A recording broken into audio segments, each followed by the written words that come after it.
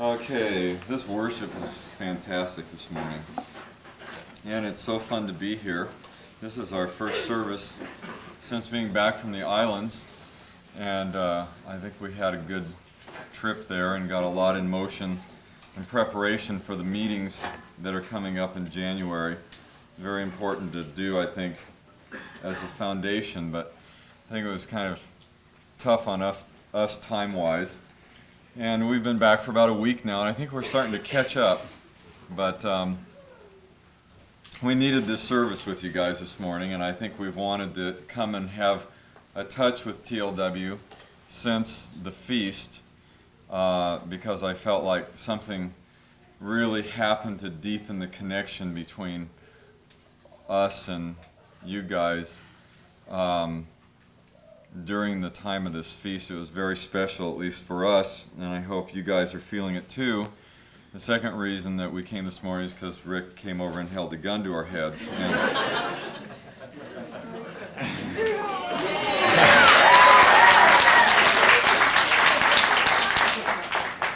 No, but we really have been looking forward since the feast to being with you guys. And I want this word to be something really, really special. I know it is a word for the whole body, but I want it to be something special between all of us here today. Almost like a covenant of faith together, of something that we're doing as a people, as a family, as we walk on with the Lord, because I know we're going through some times that seem like real shaking for people. And I know it can come across that way, but to me, it's the time of greatest blessing that we've ever known. And I think the shaking is either, number one, not that difficult to go through, or if it's really, really being hard, overly hard, it's probably just a lack of doing some homework on other levels, you know. But basically, I think that the feeling that you have right now is just one of encouragement and one of really like we're going after some things. And yet I also realize that a lot of people are coming out of a time of feeling real despair and desperation, almost close to giving up. But we're going to have something this morning that's going to be such a, I don't know, to me it's like a glue that holds us together. Would you like that? Yeah. And it's going to be, we're going to use a message from John this morning, which is also important because I know there's a real celebration here in TLW about starting to get John's word out. And one thing I wanted to do with this morning is have the word minister back to you guys, since you're laboring away at it. I think it's yet to hit a lot of you on the depth of the level that it will of what a feeding this word of John's is going to be back to your own heart. So I want to have the fun of ministering that to you guys today. Can we do that? Yes. Are we having a good time yet? Yes. Oh, good. All right. Okay, I'm gonna read something real quick out of Romans, the 8th chapter, and then we're gonna jump into this week. But this will be kind of the whole thing summed up. This probably won't be long, which I know usually when I get up to talk, you just sort of brace yourself. But instead of bracing yourself, listen, because it could be quick. Let's see. Let's start with verse 18 of Romans 8. For I consider that the sufferings of this present time are not worthy to be compared with the glory that is being revealed to us. And I think that's happening right now. I think whatever we're going through, you know, it should pale in comparison to what we're getting right now, already back as a blessing to us. And that's a lifestyle we should really start living. For the anxious longing of the creation waits eagerly for the revealing of the sons of God. Now listen to this. For the creation was subjected to futility, not of its own will, but because of him who subjected it in hope. That's the whole centerpiece of this word this morning. The creation was subjected to futility, and it was subjected to futility by God, but he subjected it in hope. Isn't that interesting? Subjected it in hope. All right, let's just finish reading this. that the creation itself also will be set free from its slavery to corruption into the freedom of the glory of the children of God. For we know that the whole creation groans and suffers the pains of childbirth together until now. And not only this, but also we ourselves, having the first fruit of the Spirit, even we ourselves, groan within ourselves, waiting eagerly for adoption as sons, the redemption of our bodies. For in hope we have been saved, but hope that is seen is not hope. For why does one also hope for what he sees? But if we hope for what we do not see, with perseverance we wait eagerly for it. Now this you begin to get the idea, something interesting going on here. To me, Christianity has walked with a quote, hope for a long time. You know, people kind of live their life in this feeling of, well, you know, hey, things will get better or whatever. I don't know, to me, that level of hope is kind of everybody's excuse for never changing. You know, never changing their life, never changing their circumstances, never changing anything about them or anything around them because of this phony hope. Now that to me is the carnal mind's hope. It's totally a fake.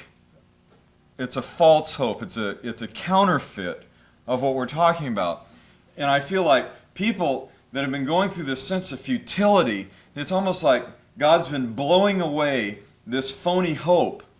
The problem is that as He's been taking away that hope, you almost feel like, my God, I don't have any hope.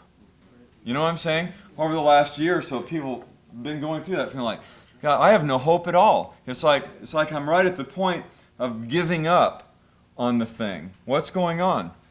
Well, God's trying to take this pile of dung off of the true hope. There's a true hope that I don't even think we realize exists, but there's something very special in this hope we have. To me, this place here, this group of people here, these are kind of the ones that hope against hope. You know, it's sort of people are here hanging on because there's a hope. I think it's time you know what the hell you're doing, don't you? Instead of just going, I don't even know why I'm here. All I know is I'm just here. Can't seem to leave. You know, almost left. Barely made it here this morning. But for some reason, I can't seem to quit. And that's what I like. There's got to be something in the foundation. I said this would be like our common oneness. There's got to be something in the heart of the true people that just can't quit.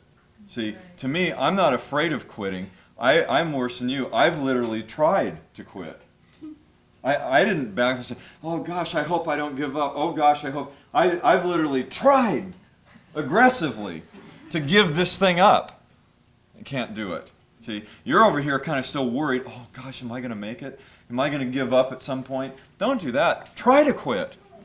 Try to give up. Try to walk away from this thing, because if there's a hope in you that you need to recognize is something of God that He put in your spirit that is keeping you anchored here. And if you're of this thing, you can't leave it. So go ahead and try. People have accused us of that. Well, you know, you can't leave. No, we encourage people. Go ahead. Go. You see, you get the feeling of what was in Elijah when Elisha comes up. Oh, no, go ahead. Leave. Go back to your parents. Go do whatever you want. People say, well, no, you take people away from their families or parents. No, go back to your families. Go back to your parents. Go back to the world. Go back to whatever you want to. Because one thing is, if there's a people, the sons of God have a hope within them that is imparted. See, God didn't just give us futility. He also, at the same exact moment, gave us a hope. That is what's important to me. Can we read this? John, to me, this is the most awesome thing that there is. Let's see. For we look forward. This is, by the way, this week called the hope of righteousness. And this is a great one. We're thinking of putting this into Every Man That Asketh as we're working on the rewrite for that. And this is a message, I think, from 1979. We look forward to the time when we will break through to that wondrous position described in Romans 8. For in hope we have been saved. But hope that is seen is not hope. For why does one also hope for what he sees? But if we hope for what we do not see, with perseverance we wait eagerly for it. With perseverance we're waiting eagerly for what our heart is hoping for. That is the foundation of the energy of this place. It's not founded on anything else. And most people don't recognize where it comes from. What is our heart hoping for? Look at verse 18 through 20. For consider that the sufferings of this present time are not worthy to be compared with the glory that is to be revealed to us. For the anxious longing of the creation waits eagerly for the revealing of the sons of God.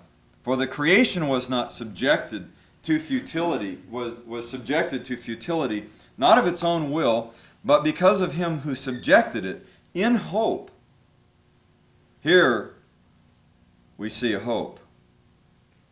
In all of nature there is a hope, which counteracts the deep despair caused by the futility that creation is under. Isn't that awesome? It's a weird thing. You look at what's happening. Right now the world is being consumed in the futility.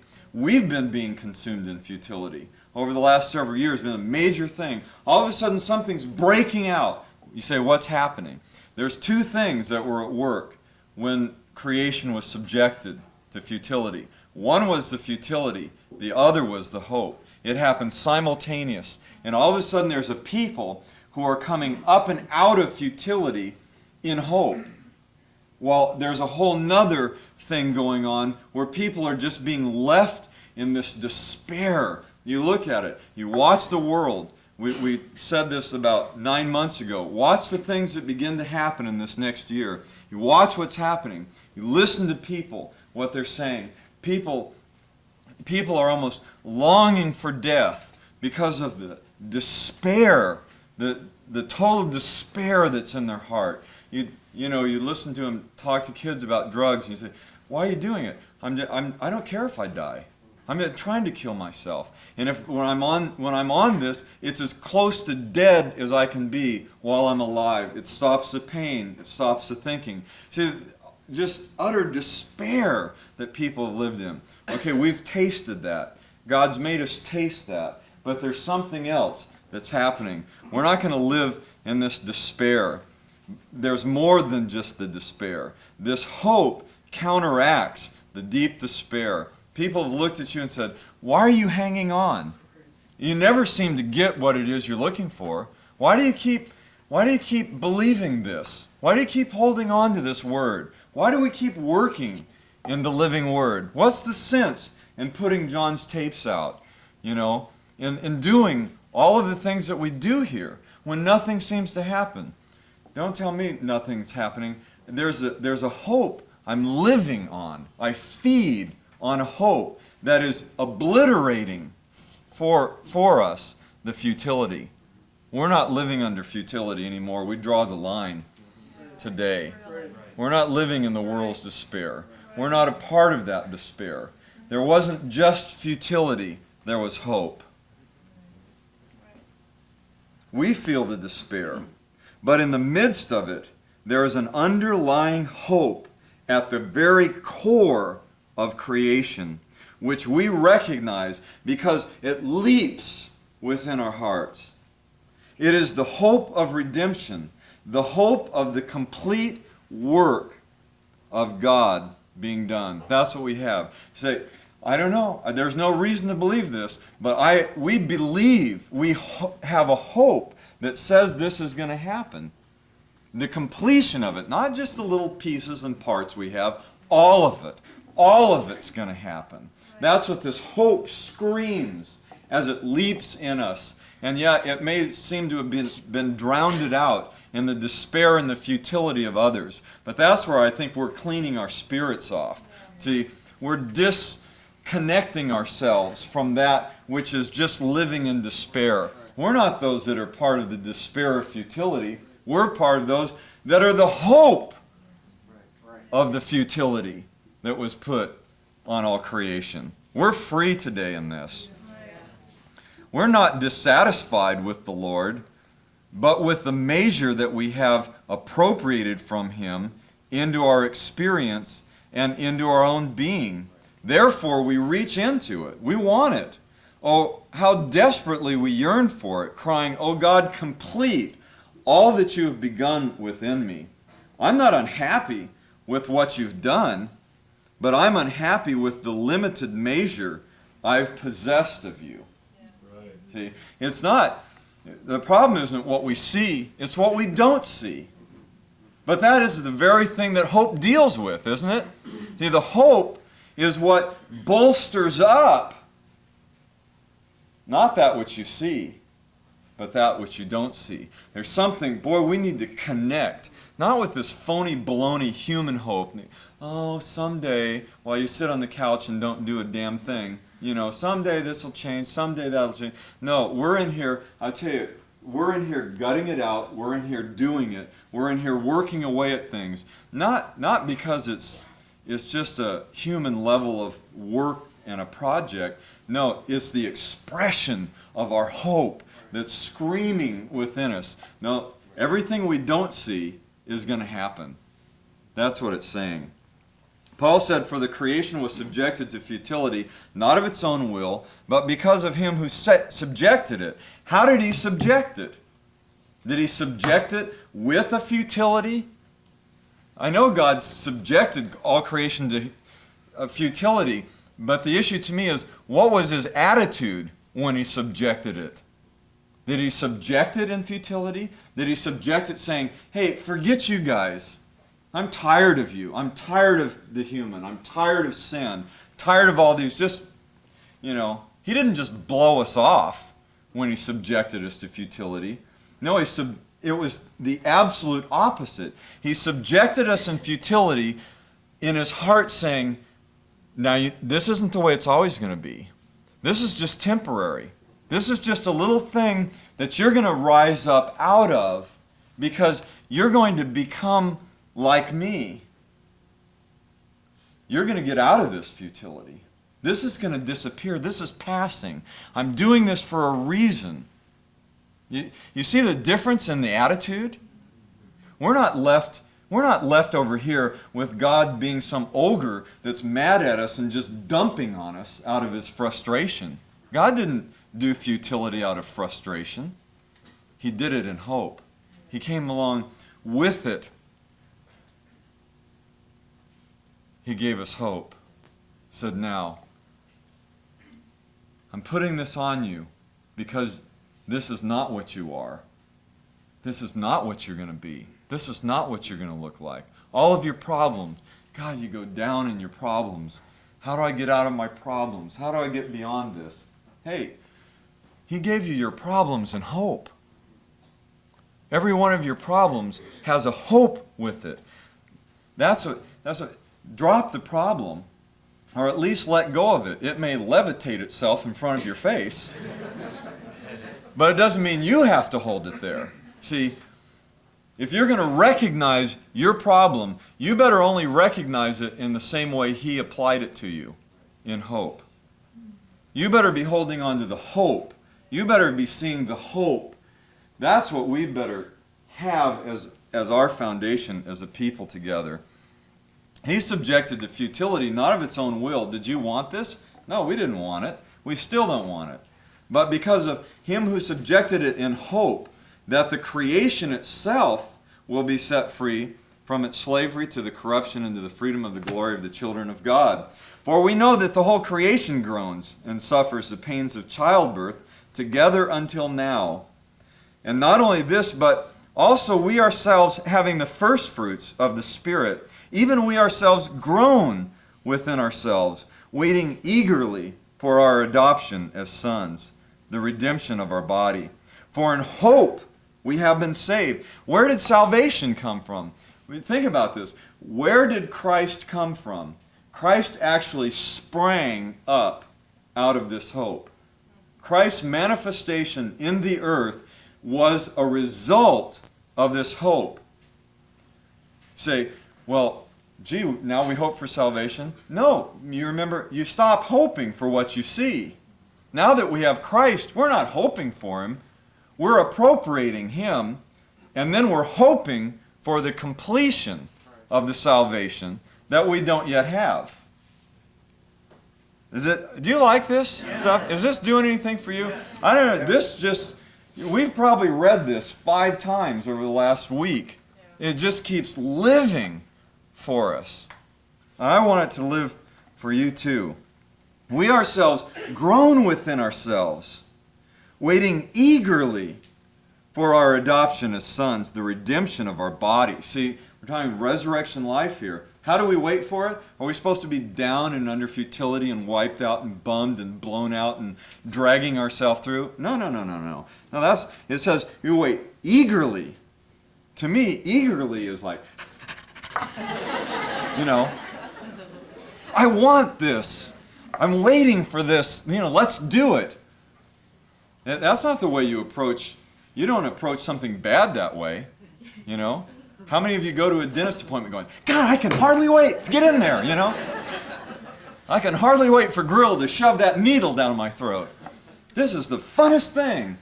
You don't wait eagerly for a dentist appointment. You don't wait eagerly for something that's bad. See, the hope thing is saying, hey, we're not approaching something negative. This weekend, we're excited about this. We're groaning. We're anxious. We're waiting because it's exciting.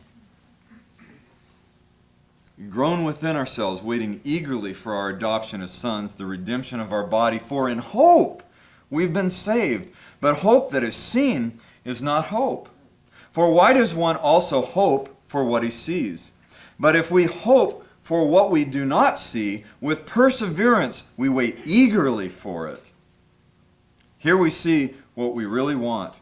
We are seeking this redemption.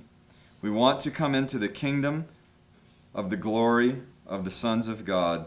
We are anxious to enter into it.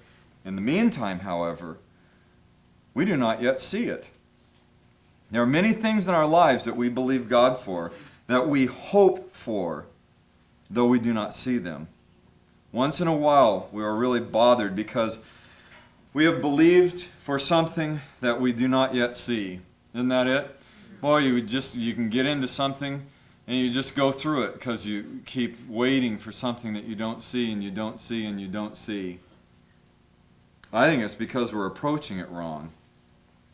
Still, the faith in our hearts brings many things into view.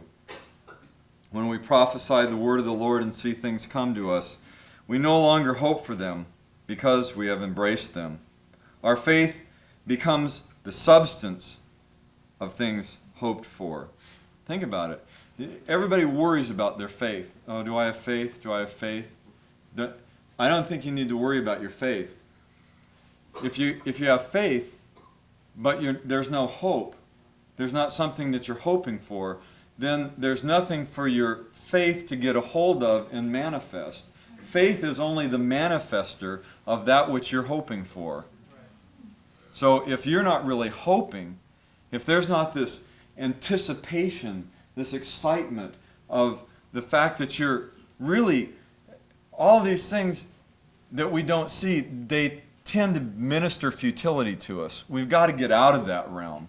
We've got to get into the realm that everything we don't see is like we turn loose the hope that He put in us when He locked us up away from those things. If we can turn the hope loose, if we can turn the key on the hope, then your faith can do something.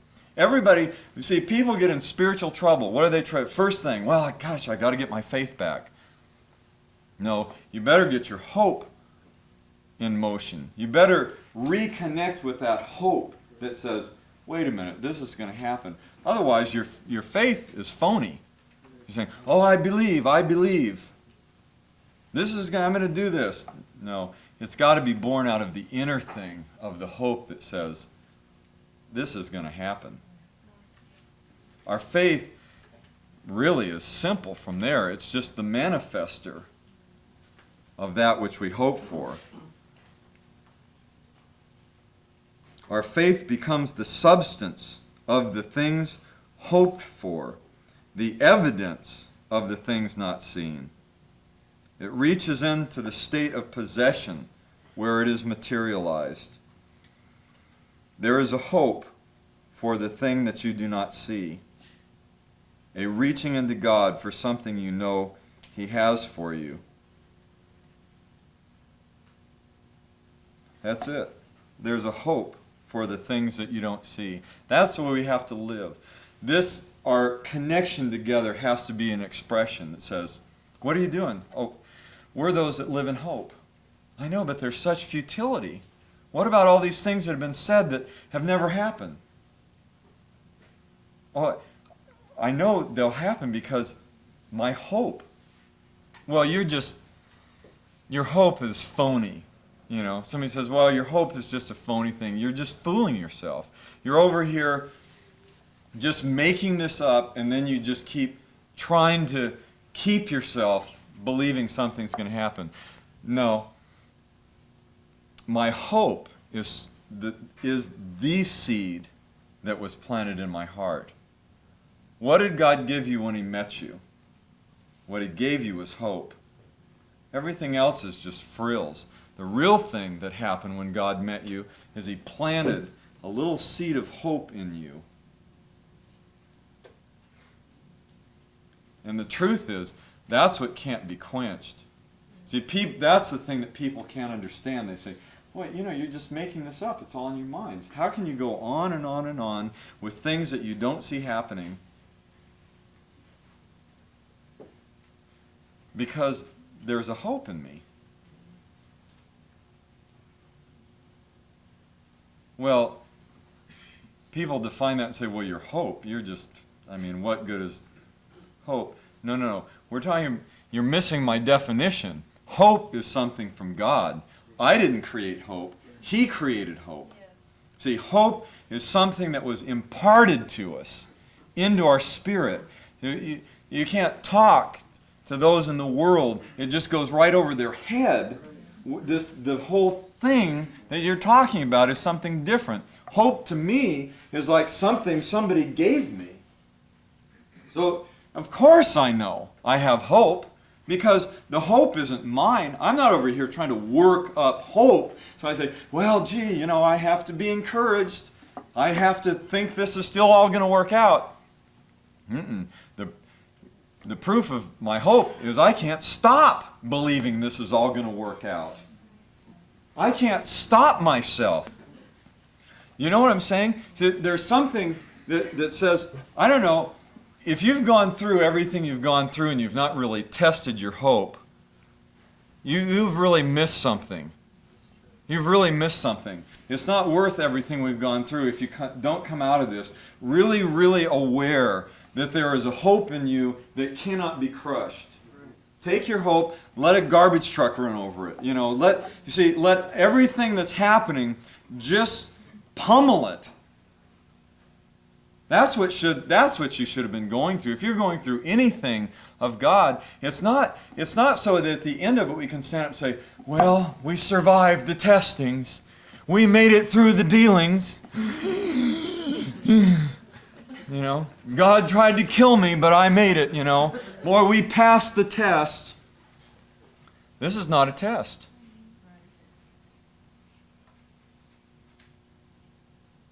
There is no test. God has not been testing us. He has been trying to differentiate between you and Him. Your faith and His faith. Your hope and His hope. That's what He's trying to do. He's trying to beat out. He's trying to defeat everything that we keep throwing back to Him, saying, oh, is this what you want? And so, you want faith? Oh, good. Here's faith. You want oneness in the body here? Good. Here's our oneness, Lord. Lord says, oh, is that oneness? Yeah, that's oneness. We heard the word and we're one now. Okay, well, if that's oneness, then he pulls out his baseball bat and you look around and you say, where'd everybody go?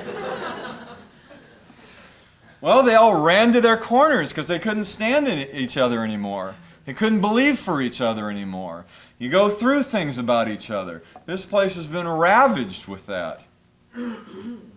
It's not because he's trying to destroy you. He's trying to differentiate. Because it's not us that should have to do it. He's not trying to ruin you. He's trying to show you his hope.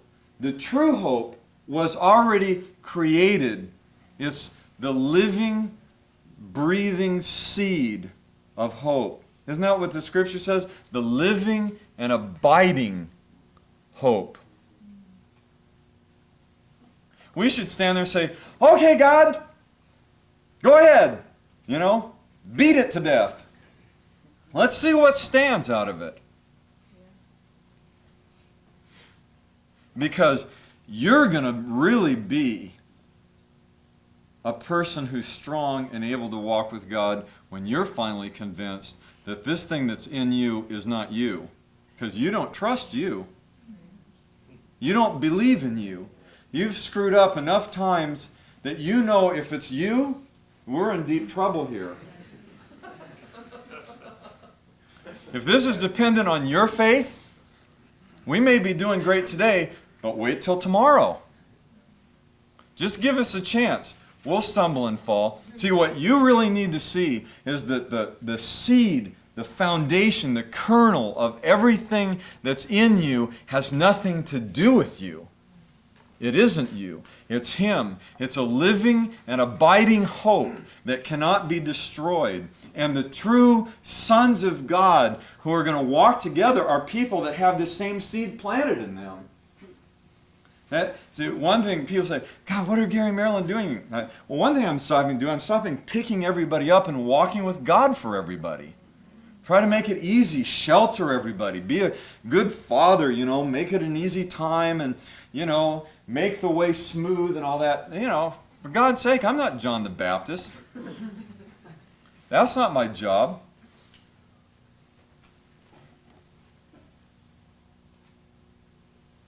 You keep making it easy for people, they'll never find out if they really have a hope in their own heart. When you've proven beyond a shadow of a doubt that you can't blow out, that's where your walk with God starts. Because up until that point, you live in nothing but worrying about whether you're going to blow out or not.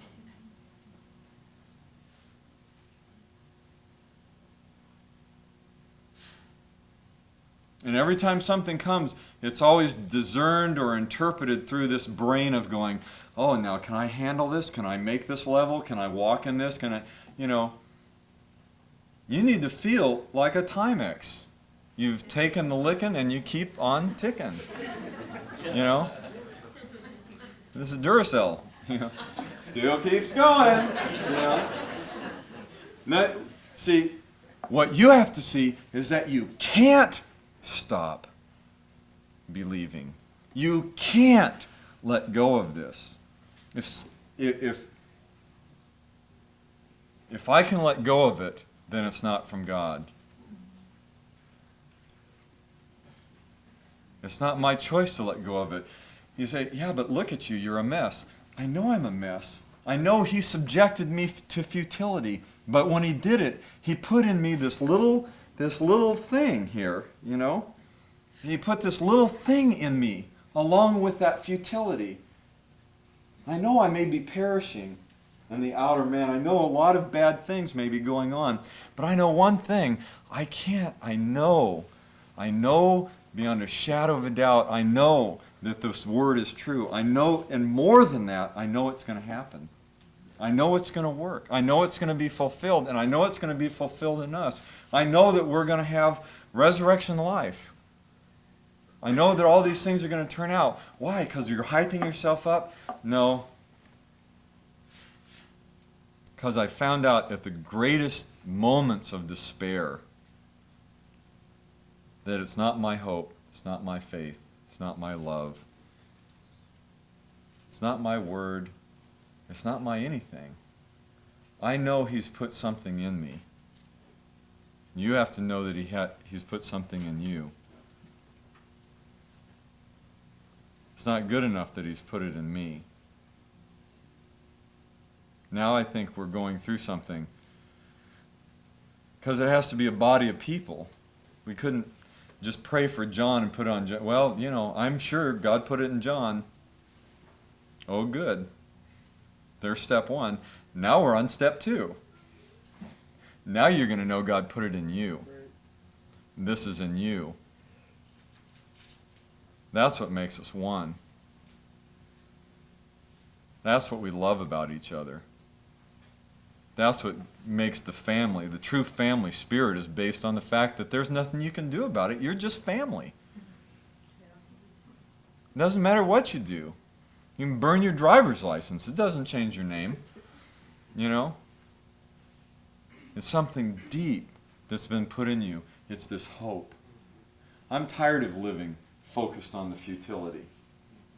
It's time that we be those that are the expression of this abiding, this living and abiding hope that He's put in us.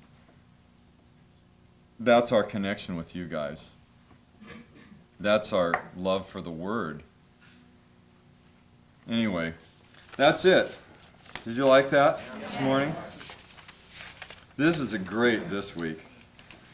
Should we come back and do some more out of this one? Yes. No, not tonight. But there's always Wednesday, there's next Sunday, you know. We'll be around, won't you? Yeah. Or are you going to blow out? I know I'm going to be around. Anyway, this has been fun. Let's work on this some more. We'll make a point of coming back and reading more out of this week. This is a good one. All right, that's it. Are we ready? What are you going to do now? Brunch.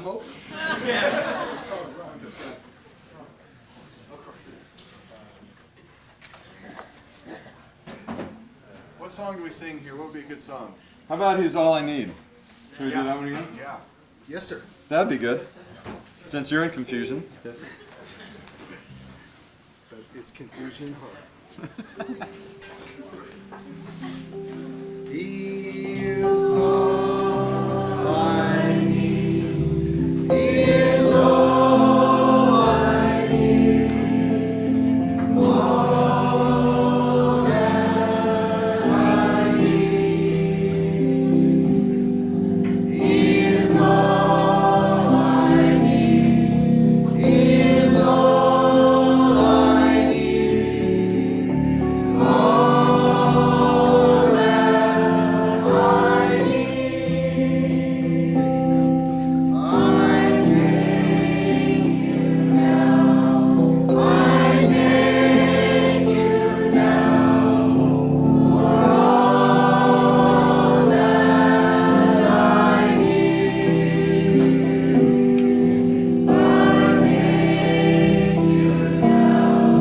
I take you now. For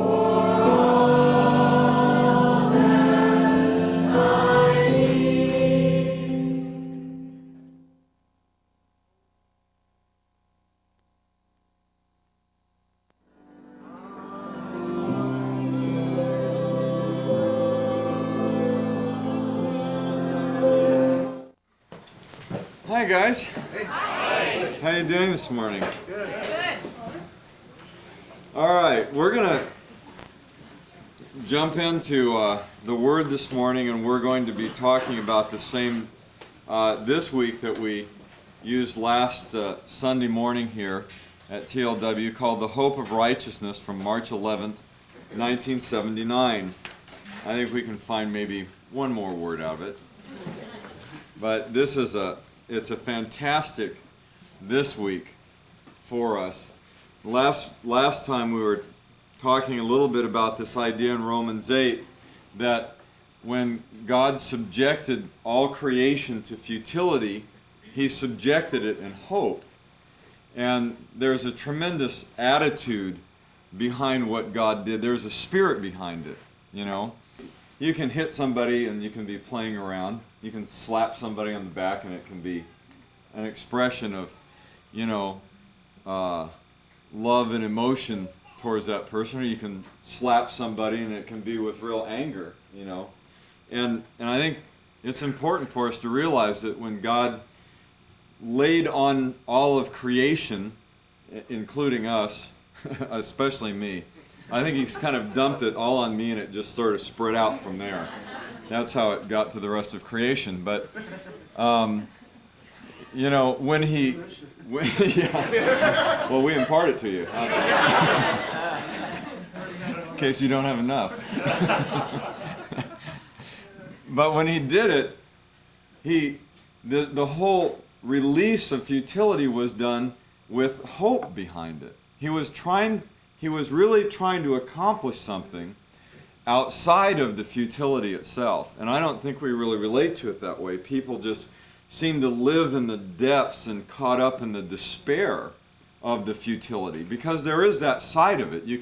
Isn't it pretty easy to tune into the despair and, you know, and just we just draw the futility this morning, you know. Like John said, it's right above us. Just lift your hands and bring it down, all right?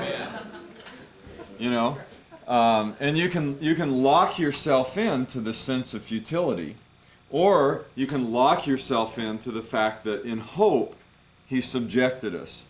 If he did it in hope, then it means he was looking for something. If you do something in hope, then you do it with a reason behind doing it. And I think we need to find what is the reason. Why did he subject us and all creation to futility? Why are we living in this state that we're in? What is his reason behind it? Rather than just floundering around in the futility of it and the despair of it. I want to see what it was he was really doing. I know how I think about futility. I know how I've lived in it. But now it's like something's breaking loose where we want to be able to reach through out of just the carnal mind's evaluation of things and the human perception of things. So we live locked in down to the way our brain relates. And there's a way that our brain relates to futility that's absolutely incorrect. There's a way that we see it and perceive it and touch it and feel it, and we come up with a totally wrong evaluation of what futility even is. And so as we're dropping off this carnal mind, what I want to do is find a way to reach through and say, now wait a minute, he has a way of thinking about this. He has an attitude. He did this in hope. Think about, it's like having a child. You know, you have a child, and it should be anyway, an expression of hope.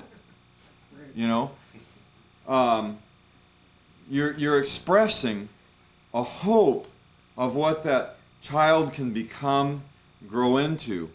Now, the birth isn't the end of that; it's the beginning of it. When you have that child, on the day that it's born, you don't go, well, okay, you know, I'm finished with that. Here's my expression of hope. Now, kid, you're on your own. You know, see, that's just the beginning of it. Well, why do you have that child? You have that child because you're hoping for something. You know, it's an expression of a relationship between two people. It's an expression of a hope and an expectation that you're going to live your lives together. Two people don't decide to have a baby because they're going in for a divorce. See, that would be ludicrous. Why would you do it? There's no hope. So everything about the experience of having a child is like this hope expressed that something's going to happen. You don't have that child hoping they end up to be a drug addict. You know, boy, I can't wait till my kid grows up. so he can go to jail, you know. And see, really, it's an expression of something. And you have to see, when God did what he did, it was like the birth, the futility, the expression of futility on creation. It was like a birth of something. He was like giving birth to this child, not saying, okay, now this is it. He was saying, no, there's something now that we're reaching for. Now we're going to work together. It's kind of an interesting concept.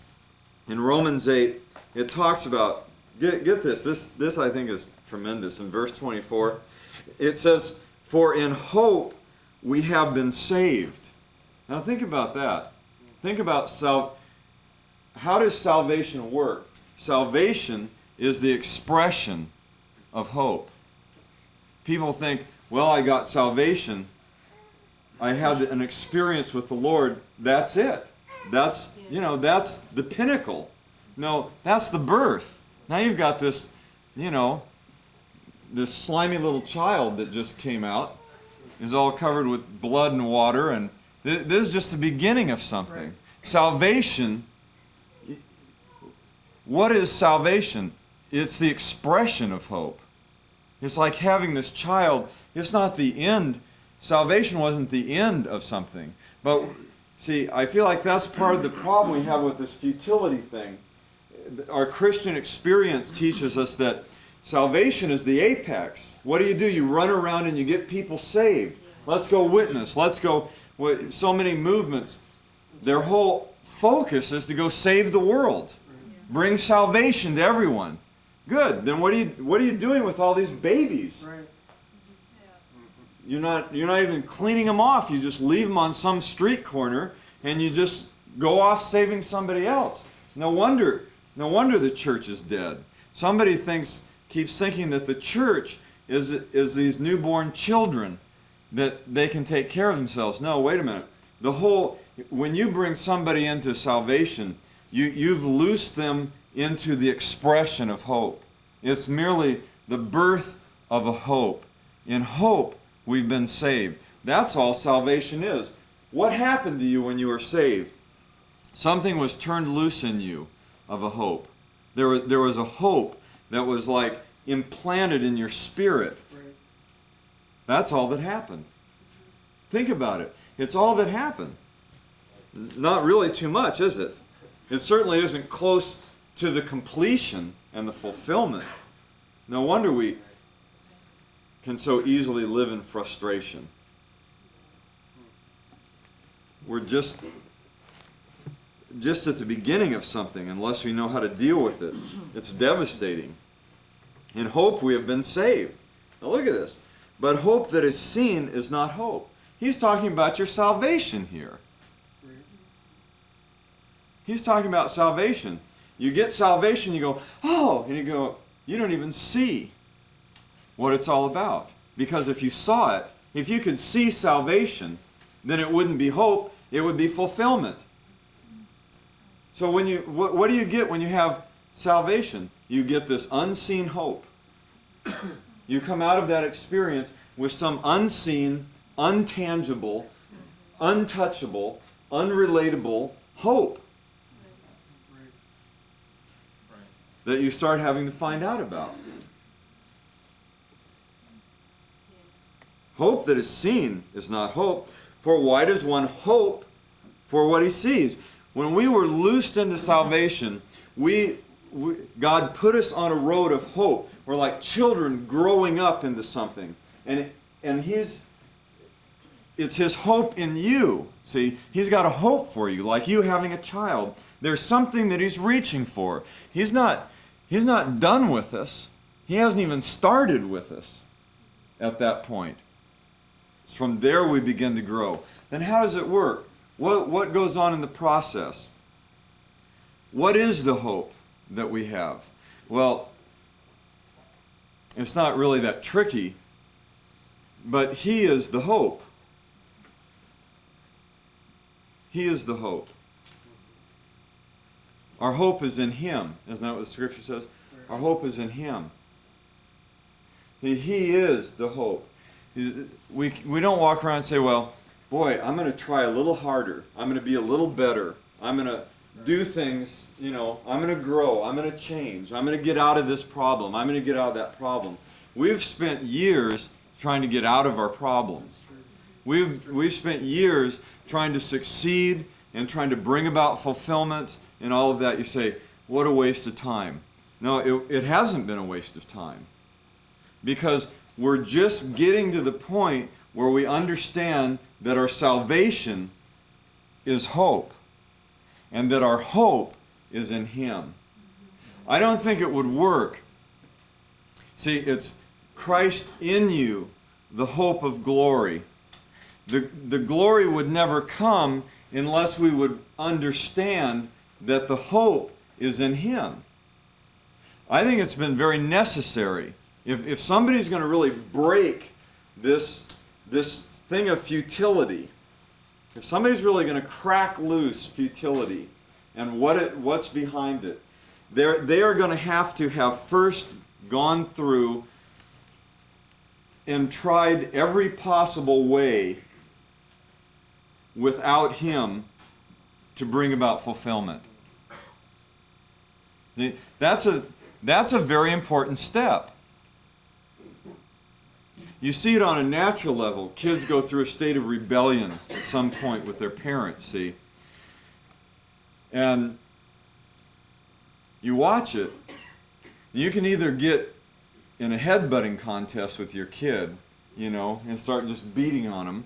Say, no, you know, I'm in charge. Well, no, I'm not going to listen. No, you're going to do what I tell you. No way, you know. You get, there's something dynamic that's happening at that point, and it seems like that's where relationships between parents and children are either won or lost. Because that's the point at which the child can realize, I need my parent. I need to learn something here.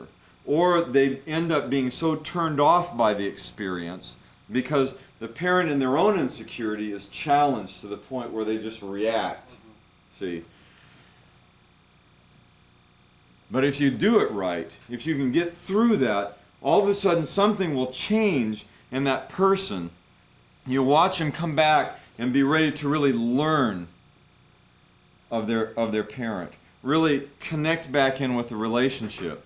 And I feel like we've been through that in a lot of ways. We as a body of people have gone through a lot of that adolescent stage of feeling like, well, you know, the Lord's given a word, now we're going to take the word that He's given us and we're going to go do it, and we're demanding of Him fulfillment and this and that. And that's not bad. Don't look back at what we've gone through and say, well, boy, that was bad, that was really wrong. No. I think you have to learn something. It has to be real to you. It has to be a revelation to you, or it doesn't work. What is the revelation that we're getting out of this? That He's our hope of righteousness. I think we're really coming to a place of understanding. If we're not swallowed up in the futility, right.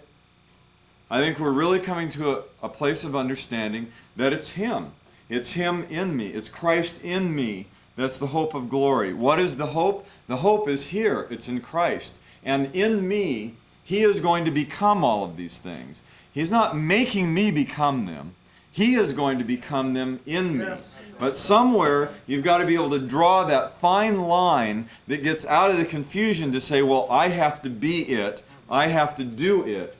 And some people, if they can't be it and they can't do it, they, kind of slink away into their little hole and cover themselves up with futility. But see, that's a response of the flesh that says, I wanted to do it. See, it's like that. It's like the prodigal son who never comes back around to the parent and says, you know what? You were right. I was wrong. There's something I need from you. There's something I can get from you. There's something you can impart to me. There's something that you have to give me and to teach me. And if you don't come back around, you get into a whole thing of humility. But if something doesn't break your spirit in it, where you come back and say, no, you're the hope of righteousness. Now, once that happens, a door is open and you realize, oh, the futility starts rolling off. Because now I'm out of this pressure cooker. I'm out of the depression of it, and all of a sudden I begin to drop it off because I realize that all of the futility serves to do is show me what's not Him. See, everything that is taintable with futility is not the hope. Yes. Anything that can come under futility is not the hope. What do you do with it? You discard it and you hold on to the hope. So what do? All of a sudden you find yourself in a process where you're laying aside, and then laying hold of what the hope is. It's an amazing process of change. The change that we've talked about, we're going to experience, but not in the way that we thought, because we're finally stopping trying to change ourselves.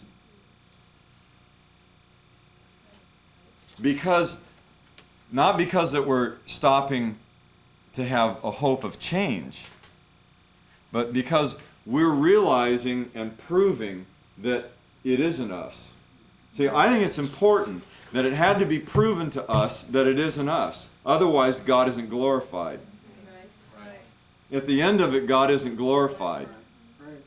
If there's still some hope, if you hold on to a hope that you can do it, then you're your hope. You're not supposed to be your hope. He is our hope. In hope we have been saved. But hope that is seen is not hope. I see me. I see my abilities and my capabilities. If I'm still hoping in what I see being the thing that can do it, then I'm going to be frustrated. Because He's going to let futility frustrate. See, futility will constantly frustrate everything that is not truly hope. Why? Because He's trying to hurt you? No, so that you'll let go of it. So that when you grab onto something and go, oh, is this the hope? It starts to minister futility and you go, no, I guess that's not it. Got my hands burned. See, futility isn't this bad thing where God's trying to destroy us. Futility is like a guiding light. Because it points out the difference between futility and hope. Every time I grab something, I can test it. How do I test everything around me with futility? I let futility go to work on it. If it's if it's subject to futility, then it is not of hope. And so I drop it. I stop becoming my hope. You stop becoming my hope. John tried to teach us that. You don't have faith in each other. You have faith for each other. Right. We don't bond and link onto each other and hold on and then get disappointed and say, well, this person failed me. Gosh, I thought they were this and that. Oops. What did you do? You just related to them in a way that God had to bring futility into their life so that you could see that they weren't the hope. Right. We don't realize how much we've thrown ourselves into being a family trying to relate. Because if I relate to you wrong, God's going to bring futility in your life. Until I see that you are not my hope. That's great. Wow. You're not my hope. We're supposed to be walking together in hope. Yes. We're supposed to be saved together in hope. And so we go through this process. We go through it with ourselves, don't we? As long as I'm hoping in me, and I'm my hope, I'm going to be subject to futility. Say, God, I can't break out of this thing of futility. I just feel subjected to futility. Check your hope. What are you hoping in? Where is your hope anchored? Is it anchored in you? Are you still trying to do it yourself? Are you hoping in your wife? Are you hoping in your kids? Are you hoping in the family here? Are you hoping in the work? Well, if we just get John's tapes out, no, they're subject to futility too. That's why we've got to transfer them, because they'll just waste away. We won't have them. If we're hoping and them in a wrong way, God will blow on it. See? He'll blow on everything and say, God, there's nothing left. No, there is. He is left. He is our hope. And when He is my hope, all of a sudden the process of change starts to happen. What's the change? The change is Him living in me, Him doing it in me. You say, well, I know we've heard that before, it doesn't work. It works when He's your hope. It doesn't work when you're still your hope, but you're nice enough to let Him in your heart. Well, Lord, you can be involved, but here's what I'm trusting in. What I'm hoping in is that I'm going to be able to pull this off. No, then He subjects your very faith to futility. Because what is faith?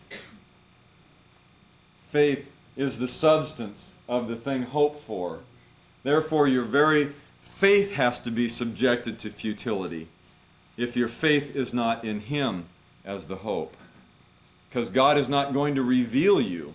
If faith is the substance of things hoped for, then He's not going to bring you into manifestation because you are your hope. He's not going to bring us as a body into manifestation of fulfillment if we are our hope. But if He's our hope, then all of a sudden He becomes the one who's manifest. How does the second coming work? Because He is our hope. And faith is the substance of the thing hoped for. We bring Him into manifestation. How does He come in your life? Because all of a sudden it's a faith in the hope, and He's it for the first time. Can I read something? Are you guys getting this? Yes. Well, we're going to read this real quick, and then I think we'll be done. This is on the third page, starting at the bottom of the third page. This hope of righteousness is real. How can it be fulfilled? How does righteousness really come? It cannot come from anything that is generated by you. Oh, shucks.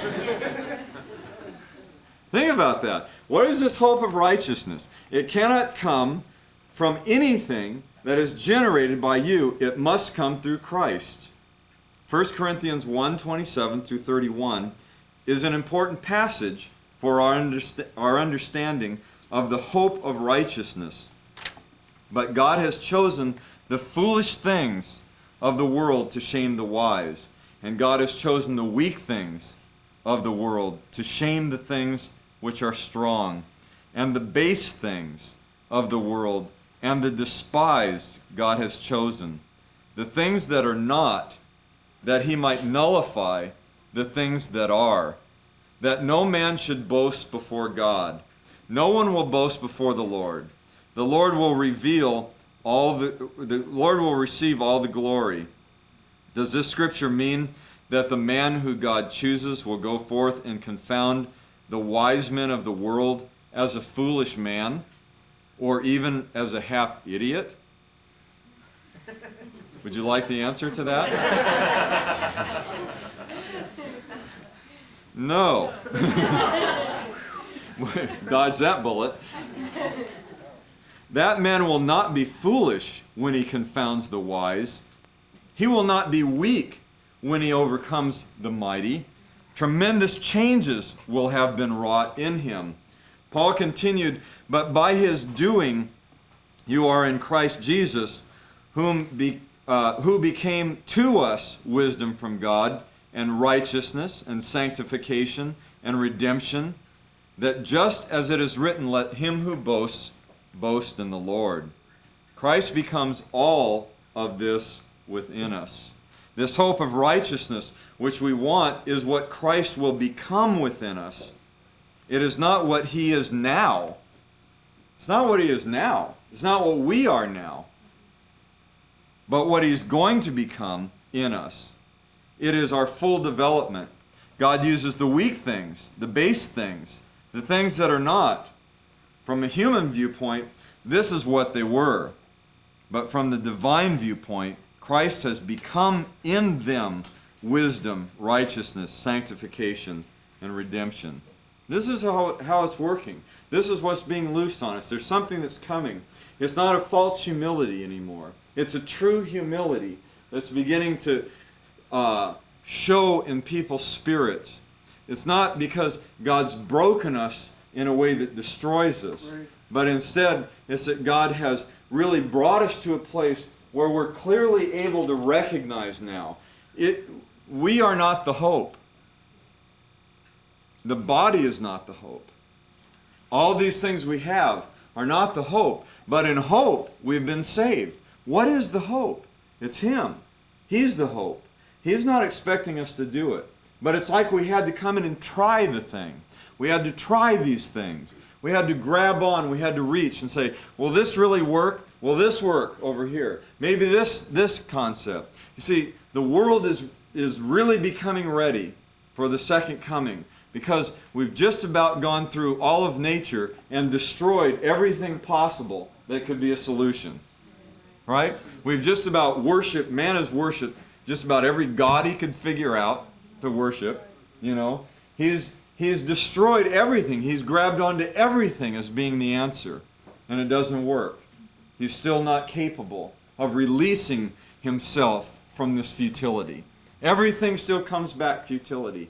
Even if it seems to have some little potential in it or partial answers, it's fine. You know, just about the time they figure out how to heal one disease, here comes another one along. It starts destroying thousands of people, and they can't find an answer for it. You know, you think, God, it's just whatever man has laid hold of to try to make himself out to be like God. See, we're still trying to build this Tower of Babel. We can do it ourselves. We can find a way to become it, to make it happen. And God through futility just keeps slapping your hand, saying, no, that won't work. And you say, God, I'm really getting mad at the Lord. I'm getting tired of this. No, you're not getting near as tired as He is. See?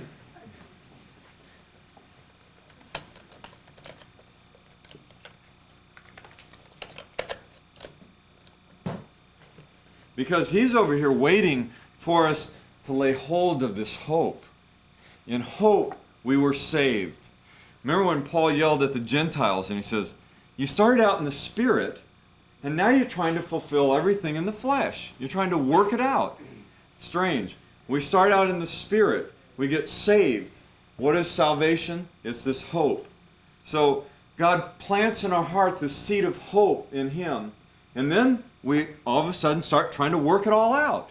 And we're still working it out. But I'll tell you, every minute will be worth it if we can really turn to Him with the knowledge that nothing else will work. It's not what we become. It's simply that it's Him becoming that in us. I like that feeling that John's talking about. It's not the weak that are going to go confound, and take over the strong. No, when you take over the strong, you're going to be stronger. But it's because they're still hoping in their strength, and we're hoping in His. Yes. And it's the strength of the Lord that's turned loose through us. All these things we're looking for, they're still going to happen. You say, God, I'm so overwhelmed with futility, I don't know if I can believe anymore. Good, then you're almost there. If we can stop that flow of faith, if we could actually kill your faith, because your faith is trying to bring forth this other hope. It's trying to manifest a hope that's wrong. If we could kill that faith that is founded on the carnal mind's hope in something besides Him, then we can just shove that new hope right under there, lay hold of it and go, my God. I mean, it's such a revelation when it hits you. You just go, oh my God, now I understand what I've been doing. Now I understand what's going on. Now everything can begin to happen for us. Everything can begin to take place. It's really, really a simple thing. It's a wonderful feeling in transition. Anyway, we could go on with this more, but I think you got it. All right? I really loose this for you guys. it's time for a people to start walking in it. And I think we can do it. I think you guys are ready for this. I really think you're there. So we'll do it. Lord, loose upon us a real revelation of you. Yes. We want to make you our hope this morning. We want to make you our hope. We want to drop these other hopes. Everything that's rusted away from futility. Don't weep over it. Just let it go. Realize that futility for you, for the world it may be a depression. For you, it's a sign.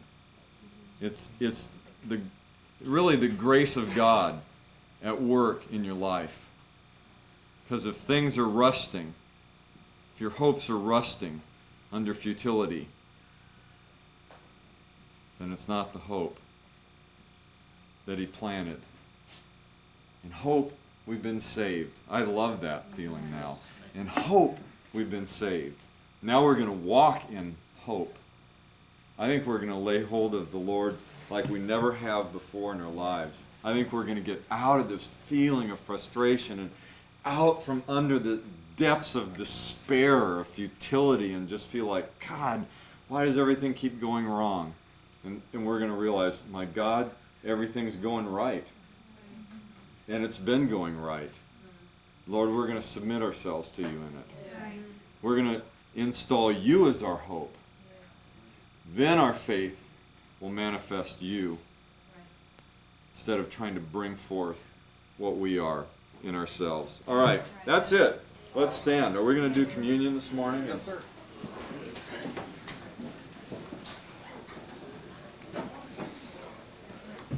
This has been fun having these times here with you guys, so I put this back on. Take it off and start talking. Yeah, we're only on page 3. So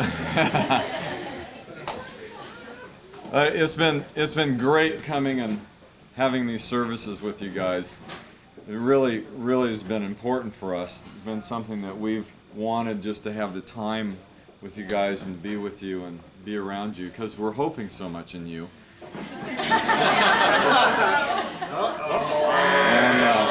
In the right way, though. So I would brace myself, because Marilyn and I really have deep hope and expectation. We've And really you- given you a lot. Yeah, Our track record. yeah, you guys have won our hope because your track record is spotless. No, because I feel like we've come together as a people that really understand this. But anyway, it's really been a neat thing, and I'd like for us to take communion this morning and just let's take communion and have our hopes straightened out. Let's have it on the right thing this morning. Realize where we're going, because this is where we're going. This is what we're doing. All right? This has been a fun one. Yes, awesome. I love this. All right, let's do it. Let's worship.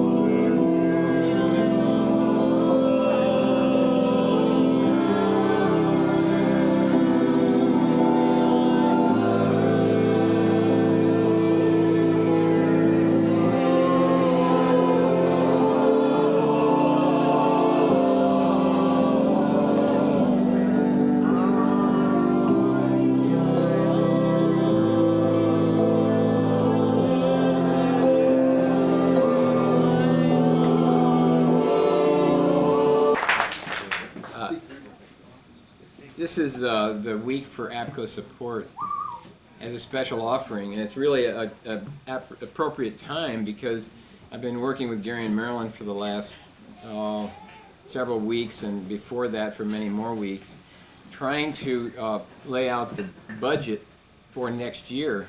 And we have no hope in the budget. I was just going to say, we have no hope in the budget, and don't really put your hope in the APCO either. Just support us. No, really, it is a great time because we are going through the budgeting process, and you guys are probably all aware that APCO support is very, very much the giant part of the APCO budget. And what we're wanting to do, we've really been talking about this a lot together, And one of the things we're wanting to do is take a good hard look to be sure that honestly everything we're doing is really hitting the mark. We're wanting to do that because otherwise we can just go on and slowly, you know, the old nail on the compass. Soon you get just further and further away and nobody's doing anything wrong, but in the long run nobody's doing anything right.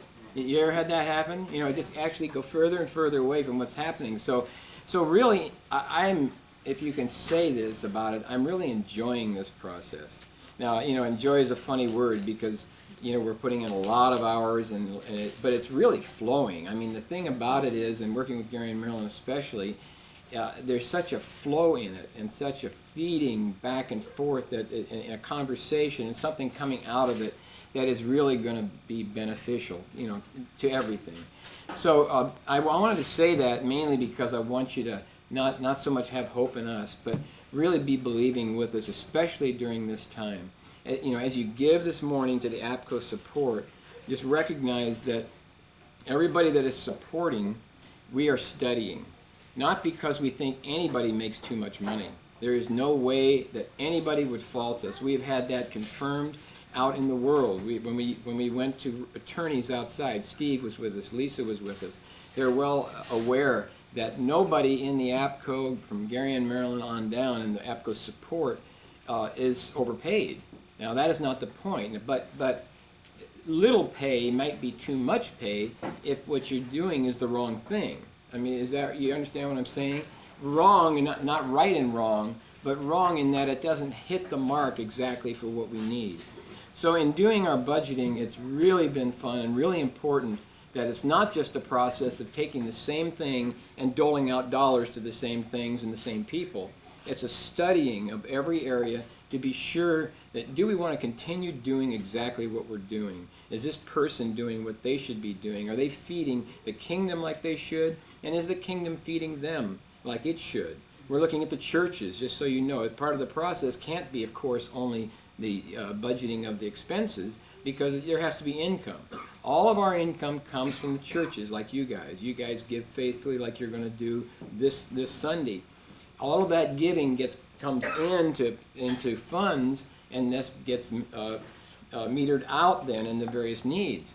Well, we're studying every church, you too, by the way, and with the idea of, you know, are you giving the right amount? Can you give more? Should you give more? Should you give less? I mean, literally, we are doing that, and that's important for you to know. We're not taking anything for granted. Like, gosh, I talked to Chris Reeves has been awesome, by the way. Just so you guys are aware of that, he was sent as a gift from God, these gods, and I'm telling you, I'm not putting my hope in him, but he has sure been awesome help. He is making it possible to analyze things, look at various windows that you just would not be able to do. You wouldn't have the time and the energy and the capabilities. So we're using him a lot in this, and we're putting together windows looking at the various aspects of the budget and the income to see, is everything exactly as it should be? And there'll be adjustments in every area just to make sure that it's finely tuned. I think it's necessary in all of us, kind of pull out the nail every year, because those nails keep coming back next to the compass, you know. They seem to do that, and we're gonna see this thing continue in a right direction. That's what we want more than anything. So don't feel like everything is stagnant. You know, that was the worst sin, you know, that people railed and they said nothing's changing, nothing's going, you know, it's all the same as it always will be. Why are you looking for this? Why are you looking for that? Believe me, it's changing. It is changing, and it's changing for the better. And I just loose the vision to you guys so that you are a part of seeing that, seeing what's going on. It's not just throwing bucks in a, you know, something and saying, here, you know, do what you can with it, this is all I can give. It's your hearts and your faith with us. And we're really believing that the budgeting process that we're in is more than just that. It's really, really the eyes and ears of the Lord going to and fro and studying. Is this people moving are they moving as me? Is this what I want done? Or has it evolved to somehow, no matter how sincere, no matter how carefully they've tried to follow, has it somehow evolved to something not quite what I really had in mind? So we're really, really studying that and bringing it back on course. Okay, and then I think you guys do take tithes too here? Yeah. Yes. So who has what here? How do we do this? How do we do this? Where do you get? Do they know how to do this? Oh, see, gotta make sure. We don't want to miss a buck. You know, oh, look at this. Awesome. Just put it in the right bucket and do it in faith and hope, not in us. I'm pressing the glory of